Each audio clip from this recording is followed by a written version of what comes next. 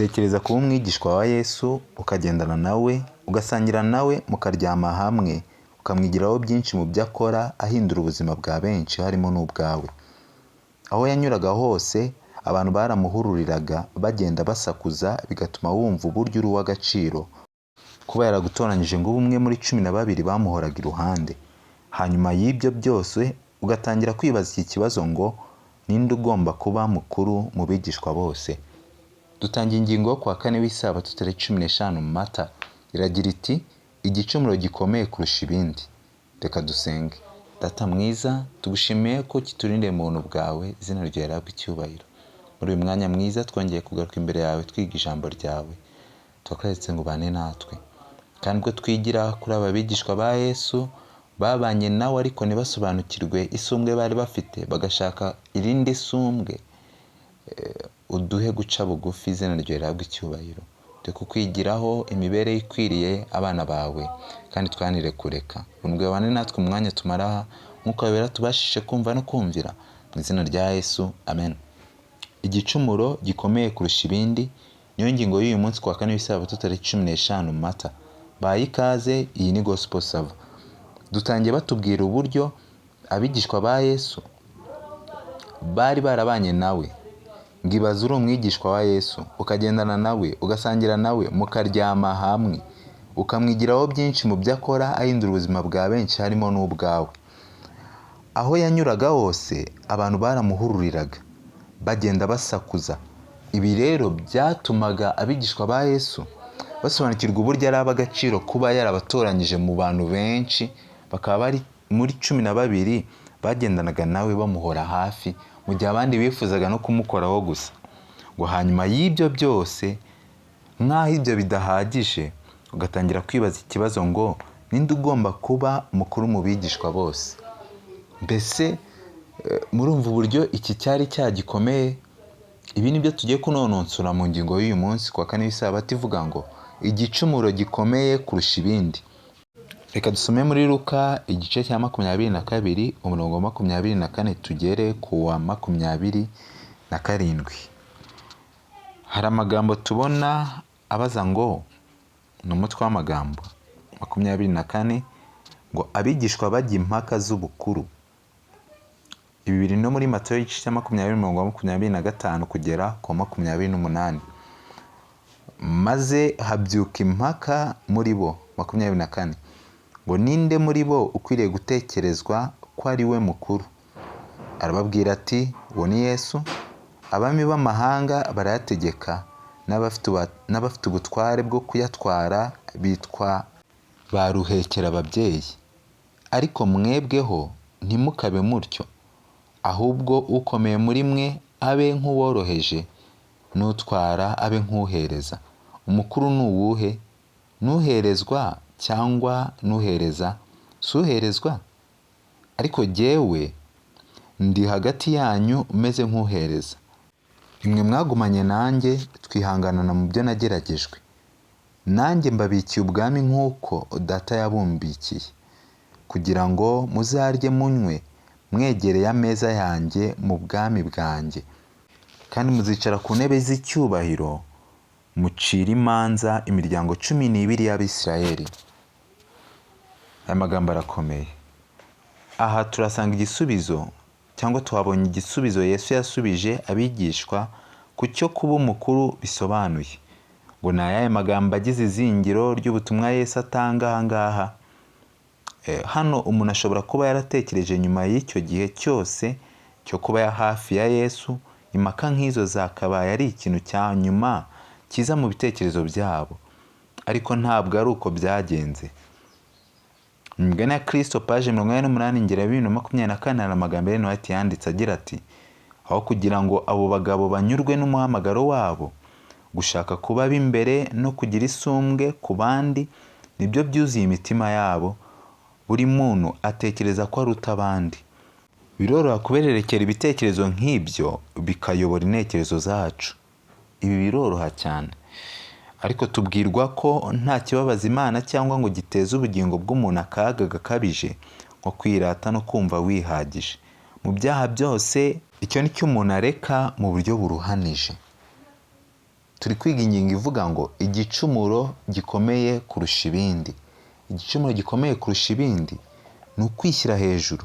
Rero Nowa yagize ati nta kibabaza Imana cyangwa ngo giteze ubugingo bw'umuntu akaga gakabije nko kwirata no kumva wihagije, ukumva wishyize hejuru.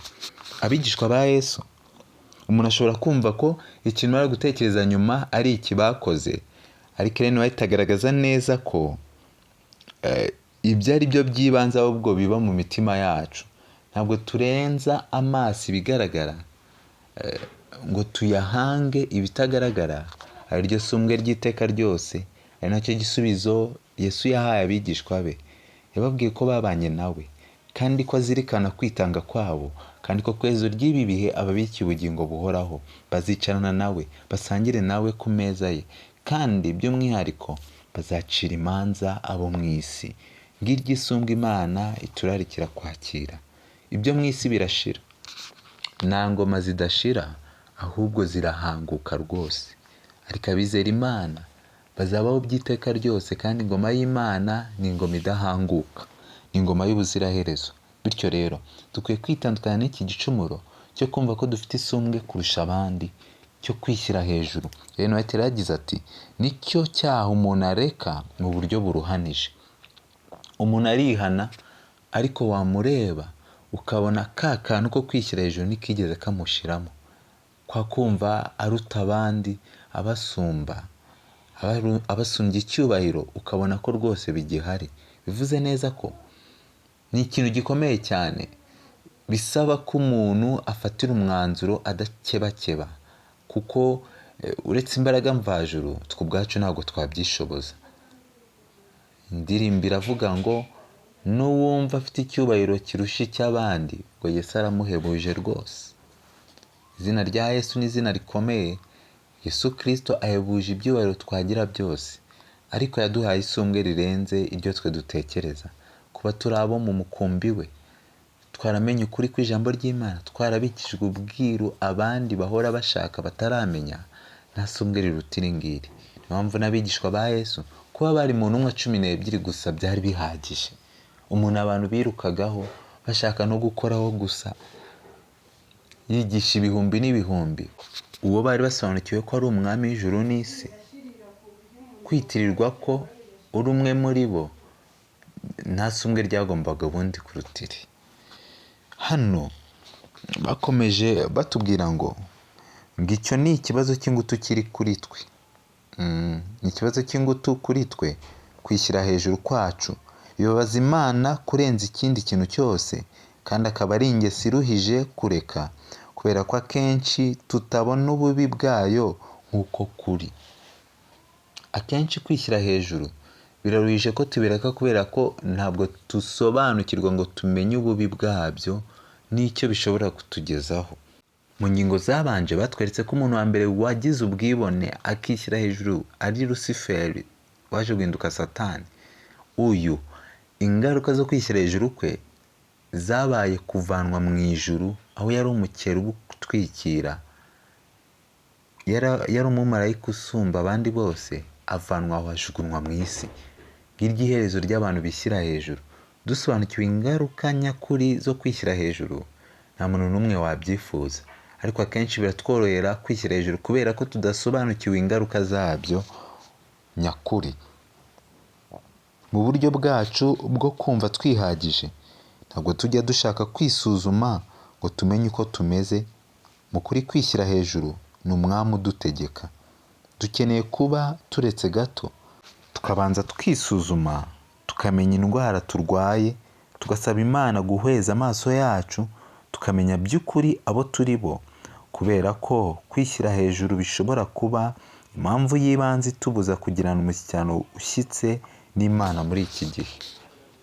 Niba dushaka kuba abana b'Imana, niba dushaka kuba abatahajuru, dukwiye kubanza tugaturiza Imana, tukayisaba gucisha bugufi intekerezo zacu, ikadutsindira inarijye, ko birashoboka ko kwishyira hejuru biri kwangiza isano dufitanye n'Imana, kuko umuntu wishyira hejuru wumva ko ntacyo abuze, nta nubwo yabonera Imana umwanya, ntiyajya imbere y'Imana ngo asenge asaba imbaraga ya Mwuka Wera, kuko ubwe yumva ko yihagije. Nyamara Imana itubona nk'abatindi, wo kubabarirwa. Turi impumyi ndetse Mana amahoro tubashishe kumva no kumvira, twihanire kureka kuko abishyira hejuru batazabona Imana. Dusoza iyi ngingo y'uyu munsi ivuga ngo igicumuro gikomeye kurusha ibindi, hari amagambo aboneka mu migani ya Kristo paje 92 ngero ya 2024. Baratubwiye ngo niba ubona ko Imana yonyine ari ishobora gukura muri wowe ukwishyira hejuru n'inarijye mu mutima wawe, tuza maze ubanze usenga iri sengesho ngo Mwami fata umutima wanjye kuko njye ntashobora kuwutanga, ni n'uwawe, utunganye kuko ntashobora kuwukugumanira.